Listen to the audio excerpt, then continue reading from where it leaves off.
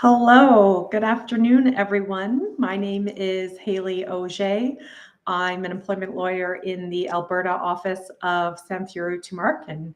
Here today to answer any of your questions about employment law, what's going on in your workplace, anything we can do to see if we can help make that a more fulfilling and happy workplace for you. And in the unfortunate event that you're terminated, we're here to help you get to maximize the severance package that you can get. Hopefully, we have a lot of questions coming in today. Unfortunately, we've got lots of layoffs in the news. Some big companies are laying off significant portions of their workforce.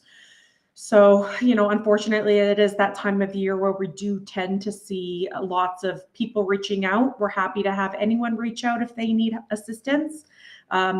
Reach us at employmentlawyer.ca. Don't forget to like and subscribe to our videos that you can make sure that you are getting notification of all of our live streams. Before the questions roll in, I want to talk about one of the mass layoffs that's coming out, and that's Molson Coors is cutting 9% of their workforce. That's in the Americas. So we are going to see several hundred jobs being lost. A couple of questions have arisen out of mass layoffs. I think there's a misconception that when employers are doing mass layoffs, it must mean that they have financial difficulties, which must mean that they owe less severance. Frankly, that's just not true. When we assess how much severance somebody is entitled to, we base it on the four main factors that you've heard me talk about before. That's age, length of service, character of employment, and availability of comparable jobs in the marketplace. Whether your employer is in the black or in the red, whether they're a not-for-profit or a for-profit enterprise, your severance entitlement is the same, and it can be up to 24 months severance. So quite significant. So just because your employer is laying you off in a mass termination, maybe it is for financial reasons, it doesn't impact you. Further, in some provinces in Canada, for example, Ontario, larger employers actually have greater mandatory minimum payments to their employees. So in Ontario, if your employer has a payroll of over $2.5 million, then on an annual basis, then they have to provide statutory severance, not just statutory notice or pay in lieu of notice, like what we have in Alberta. So you might even get additional amounts for the larger employer. We're also seeing layoffs out of Meta, particularly in their AI department. And so Meta, from what we hear, is going to do some sort of creative notice periods. They're doing a non-working notice period. So as you've heard me talk about before, when we calculate somebody's notice or pay in lieu of notice, it's usually based on time. It's weeks and months. That's because the whole point of notice is just that, to give somebody notice that their employment is coming to an end. Most employers have the options of doing working notice, letting you know your job is coming to an end at some day in the future and you perform your regular duties, or they'll provide pay in lieu of notice. What Meta is doing, and what we do see some American companies do, which we're starting to see in Canada do as well, is something called garden leave or non-working salary continuance. That's when you're not getting a lump sum pay in lieu of notice, and you're also not getting working notice. You're simply relieved of your duties to actually perform work while you're in a salary continuance period. If you are getting a severance package that has working notice, pay in lieu of notice, or garden leave, we're happy to assess those packages for you as well, so don't hesitate to reach out. Okay, let's turn to some of the questions. Question on Reddit from Eula. A Vancouver headquartered company and the jobs team is hiring for the role in Toronto/Ottawa and Montreal, likely due to the unique skill set needed. There are offices in I'm assuming all province or all of those locations. What protections, if any, does one have if their employment contract states a specific city and one day the employer wants to have the role out of the headquarters? Great question, Eula. This is a question about a change in circumstance.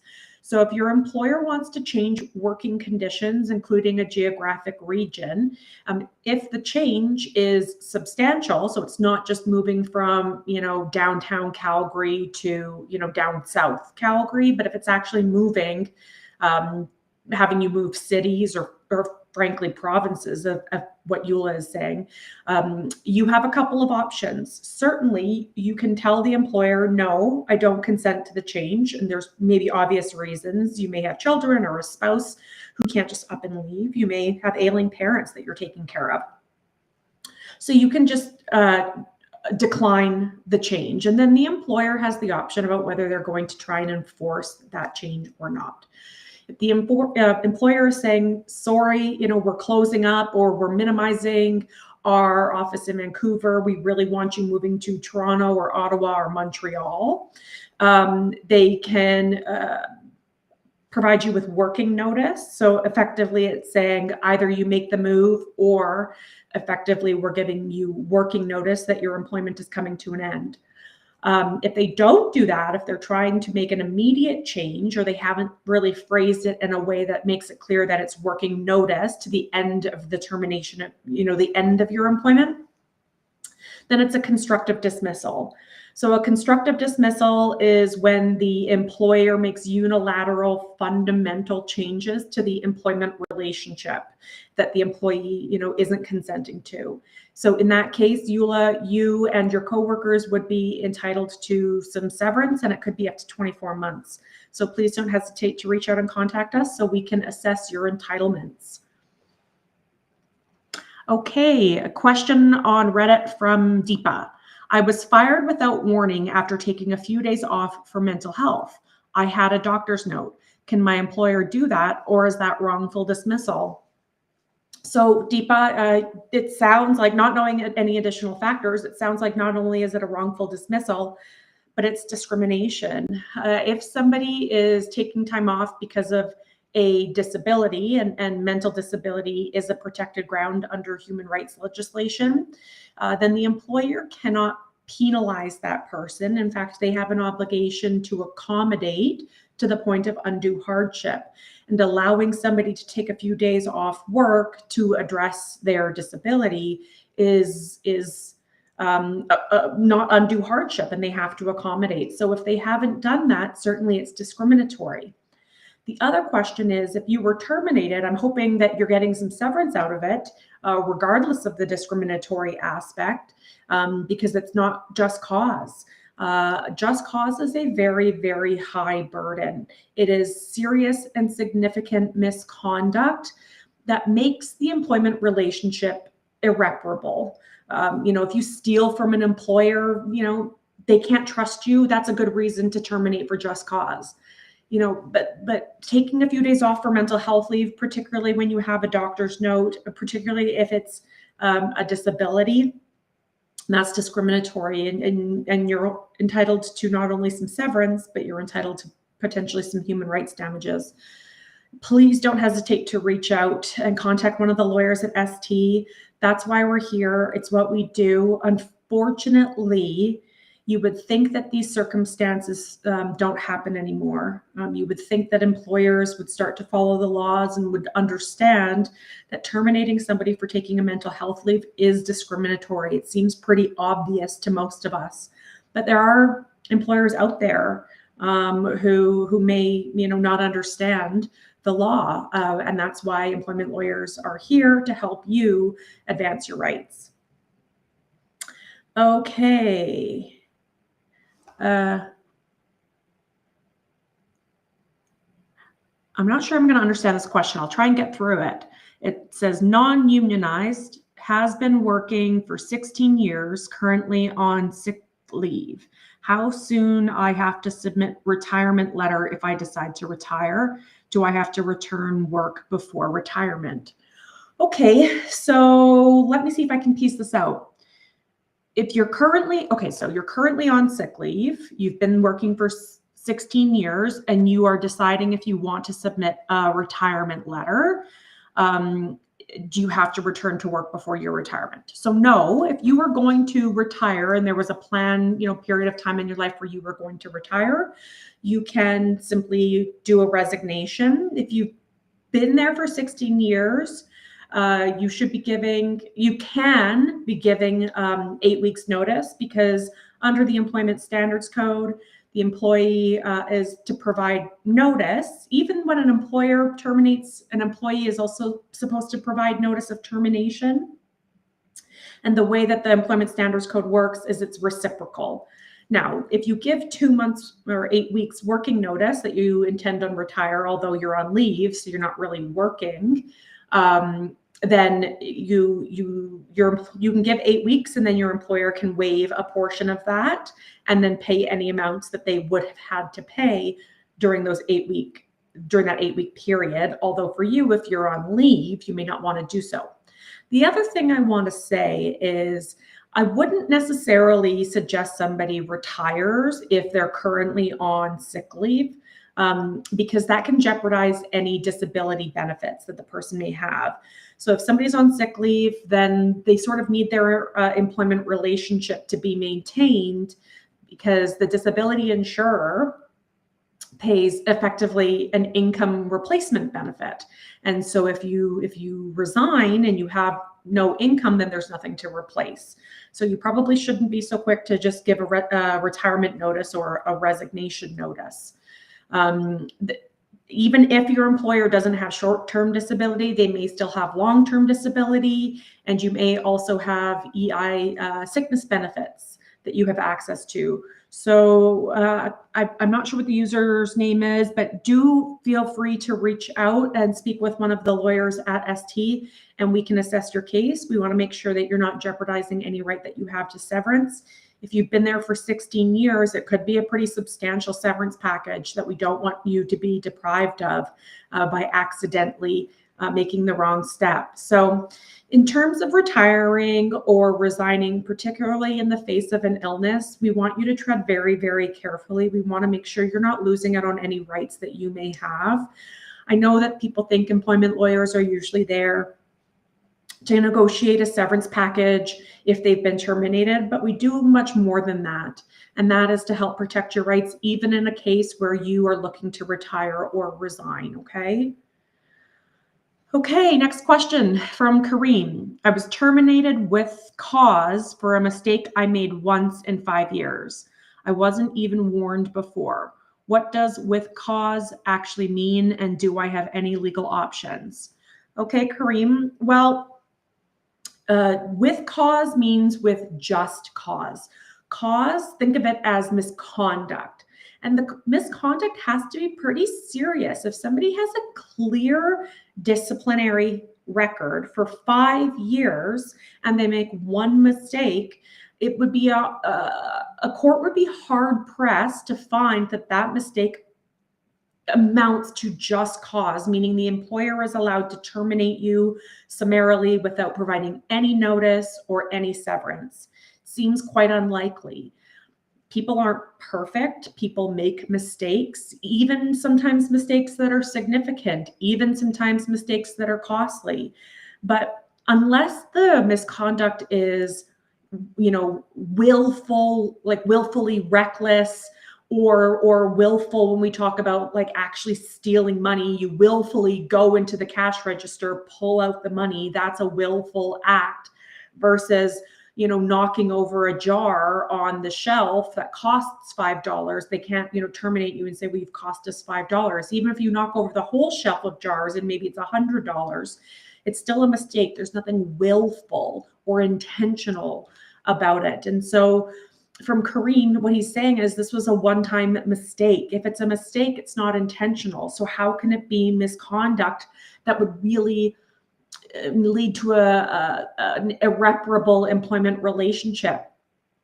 Kareem brings up another point, and that is warnings. So the concept is called progressive discipline. The whole point of discipline is meant to put an employee on notice that something they do is not acceptable. The employer is trying to correct behavior. The point of discipline isn't to, get rid of an employee, without paying them severance. So when you think about it, if there is something that an employer doesn't like that you do, they should be looking to course correct the behavior, not terminate for cause. What we don't want is employers sort of snapping up an opportunity to terminate for cause when they were about to terminate you without cause and pay you severance. So I don't know what Karim did for work, but we do know that he had 5 years of service. And so, he could be entitled to, a severance package. It could be quite significant. So Karim, please don't hesitate to reach out. I will tell people there's very rare circumstances in which an employer will make out just cause. They're very, very rare.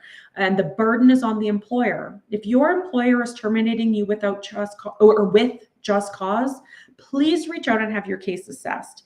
I know that you may feel bad. You may recognize that you made a mistake. You may feel bad that you did wrong, but it doesn't mean it's just cause, and it doesn't mean that you should be deprived of severance. In Alberta, and frankly, throughout Canada, we don't even have near cause.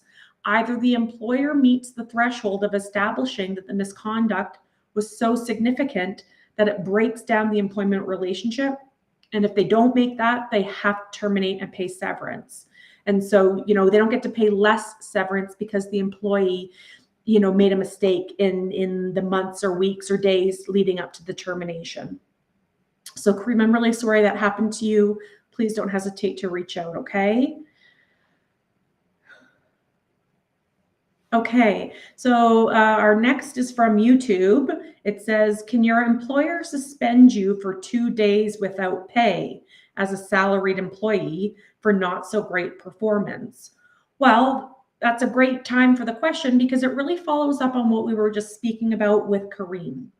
If it's part of a progressive discipline policy, so for example, if somebody is placed on a PIP is a performance improvement plan, and the employer says, I have, certain standards that I want you to meet, and the standards are reasonable, you understand what they are, and if you don't meet those standards, you can face discipline. That can be a written warning. It can be a suspension without pay, and it sounds like it's a couple days. Or, it can be up to and including termination if the employment really, or if the performance really doesn't improve. So technically, yes, the employer can terminate you for not so great, or not terminate you, can suspend you for 2 days without pay for not so great performance, as long as it's part of a progressive discipline plan. So usually we like to see that there was some warning and some earlier attempt to correct that behavior, or there could be a written policy that the employer actually has set out performance expectations. And if you don't meet them, they will say in advance, it will be a 2-day suspension without pay. Sometimes those policies can be enforceable as well. So it really is going to turn on the specific facts.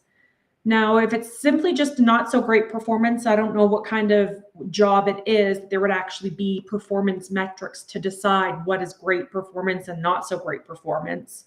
Maybe you want to have that assessed on an individual basis or provide some more information and we can look at it a bit closer. Okay. All right. Question on YouTube from Nina. I'm the only woman on my team. Yay, congrats, Nina. I love to hear it.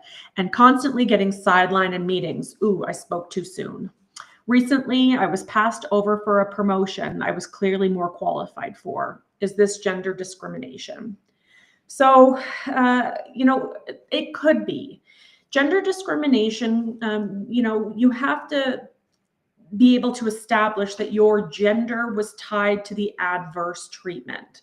And so I'm very suspicious of when we have Nina, who is overqualified or more qualified and is passed over for a promotion for somebody who is less qualified.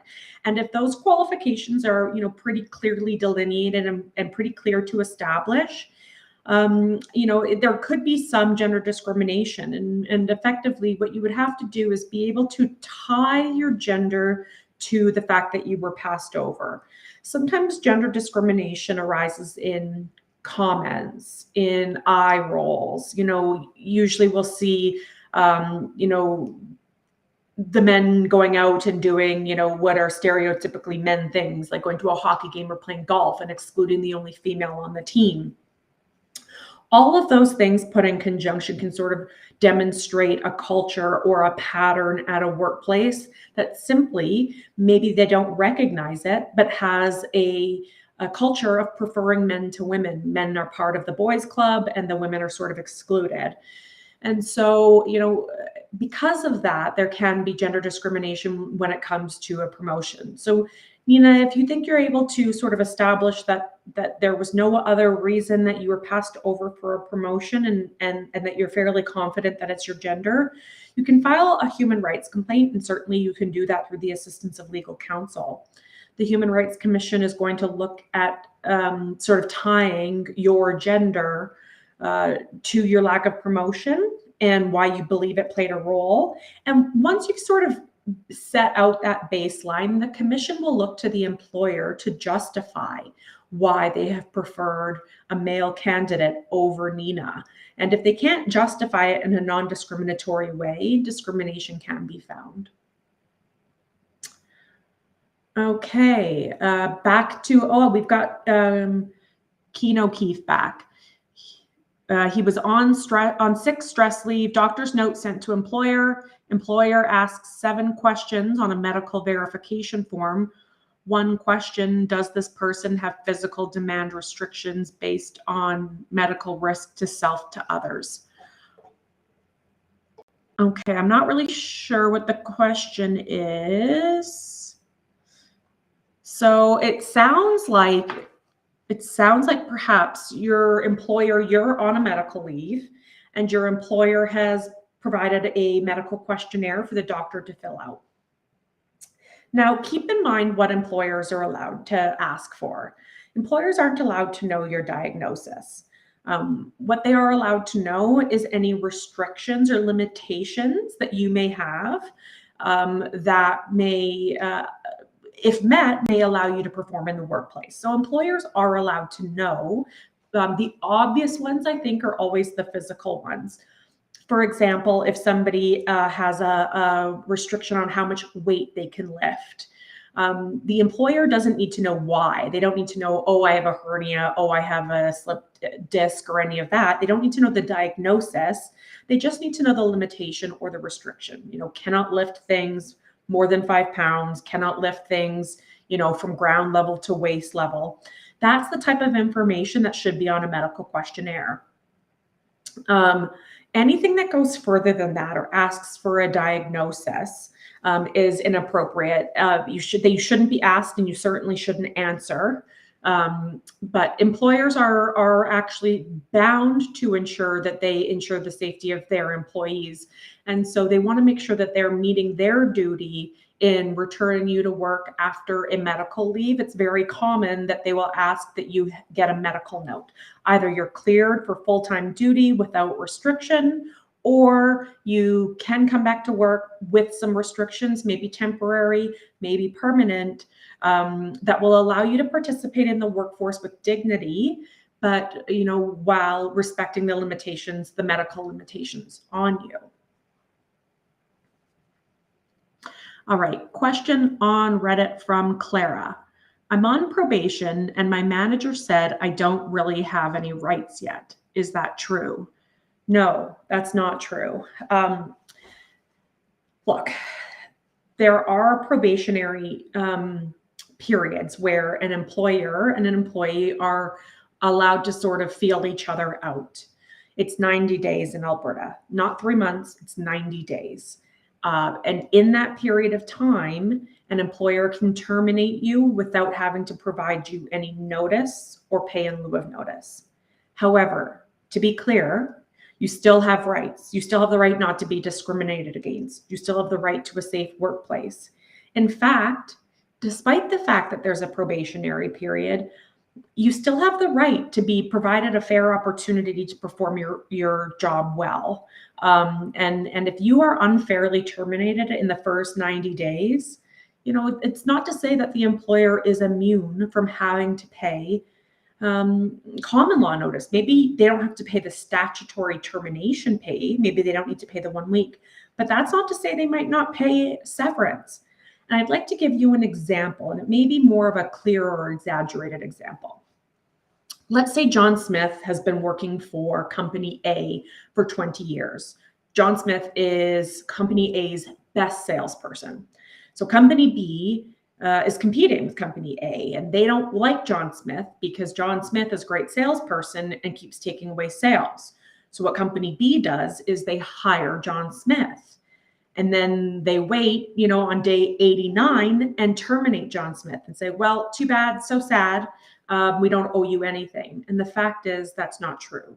If you have solicited somebody over from long-standing employment and actively induced them to come over under the promise of better employment or long-term employment, and then you terminate them in the first 90 days, even with a probationary period, if that person didn't commit any misconduct or anything to suggest that they, wouldn't hack it at Company B, I think a court is going to be highly suspicious of those circumstances. We have had cases where courts have awarded, severance packages, even, 6 months severance to somebody who's only worked for 3 months at a previous employer. You think about the way it looks on a resume.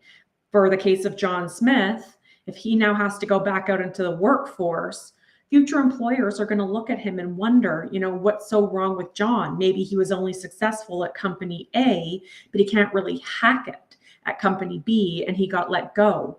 They're going to look and say, well, this guy's not hireable. Why would we hire him over somebody else with all other things being equal? So it can really affect somebody's marketability. And so, in some circumstances, we can look at John's history and his tenure at Company A in order to really get a big severance package from Company B. And the court will look to Company B to recognize it. That's in the case of inducement.